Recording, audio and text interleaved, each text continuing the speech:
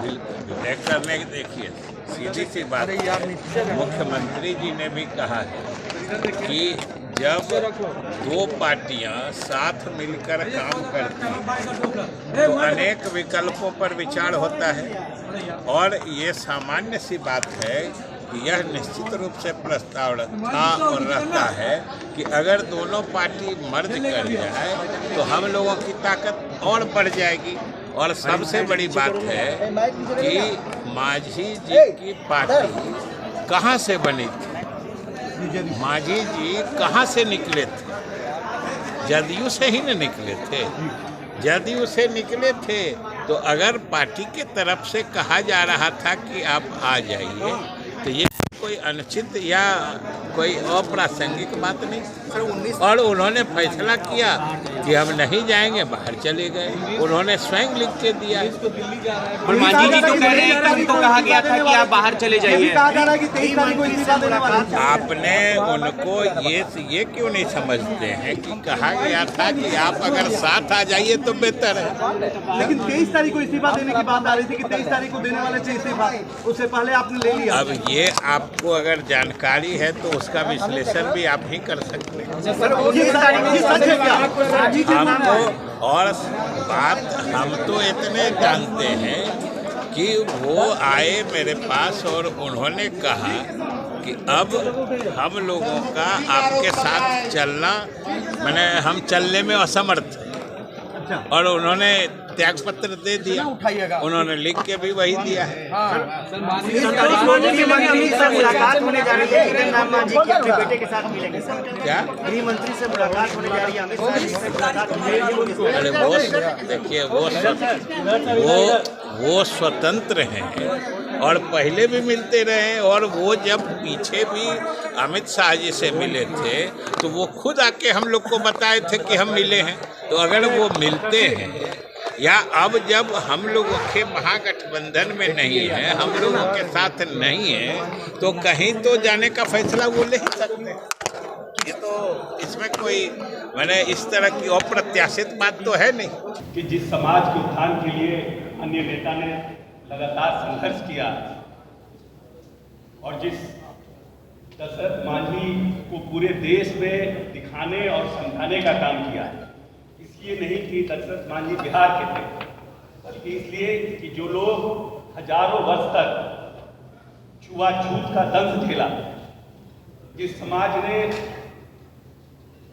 लंबी, जिसको बोलते हैं समाज में अपमानित होकर के भी जिनको रहना पड़ा, उस व्यक्ति ने अपने पत्नी के इलाज के खातिर पूरे पहाड़ को काटने का काम किया।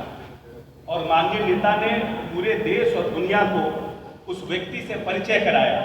न सिर्फ परिचय कराया बल्कि अपने जगह पर बैठा करके उनको सम्मानित करने का काम किया। और वैसे समाज के लोग जो इस समाज से आते थे उनको ये अभिमान देने का काम किया कि जो व्यक्ति समाज के लिए आगे बढ़ के काम करता है उसको समाज और उसको नेता, चाहे उसको मुख्यमंत्री रिकॉग्नाइज करने का काम करता है।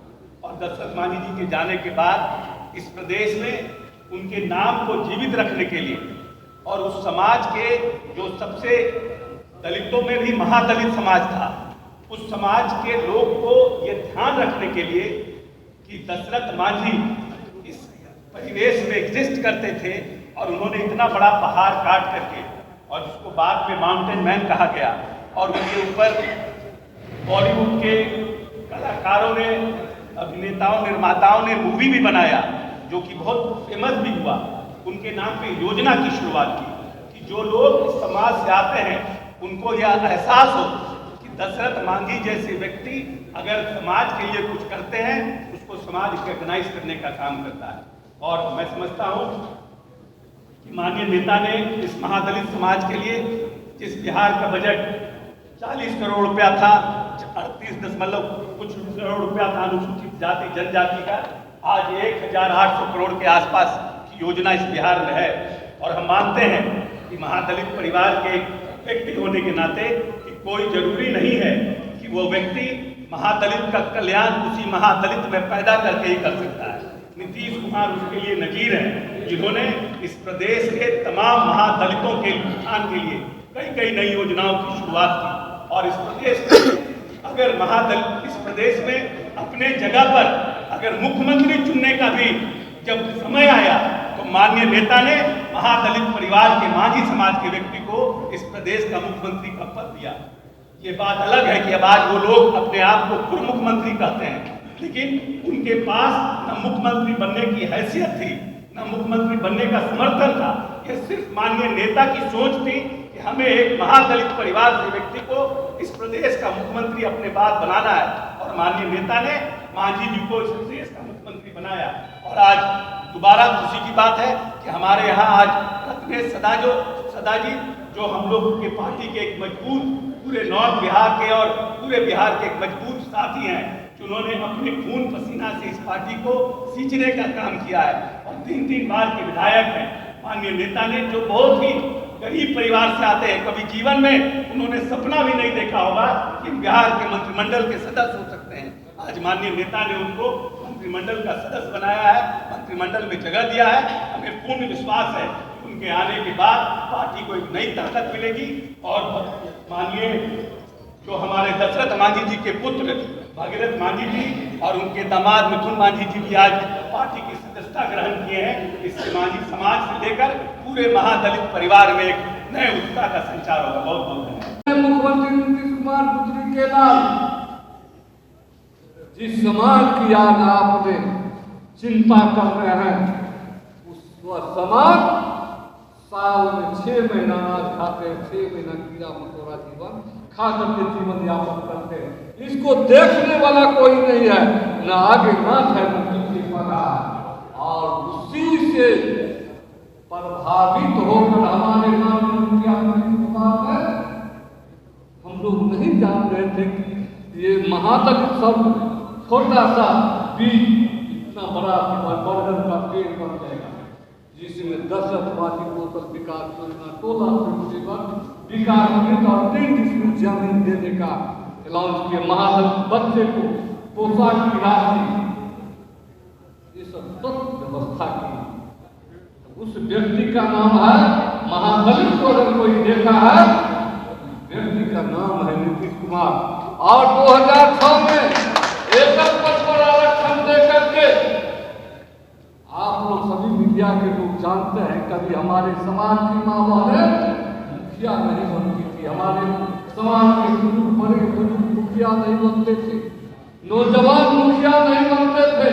उन्होंने राजनीतिक सत्ता में ला करके मुखिया, सरपंच समिति, पंचायत समिति के सदस्य पद और जिला परिषद का अध्यक्ष बनाने का काम किया है। उस व्यक्ति का नाम है नीतीश कुमार। मैं कहना चाहूंगा आप लोग के बीच में, आप लोग के समक्ष में कहना चाहूंगा, तो व्यक्ति को माननीय मुख्यमंत्री नीतीश कुमार ने मंत्री से लेकर मुख्यमंत्री तक बनाने का काम किया। वह व्यक्ति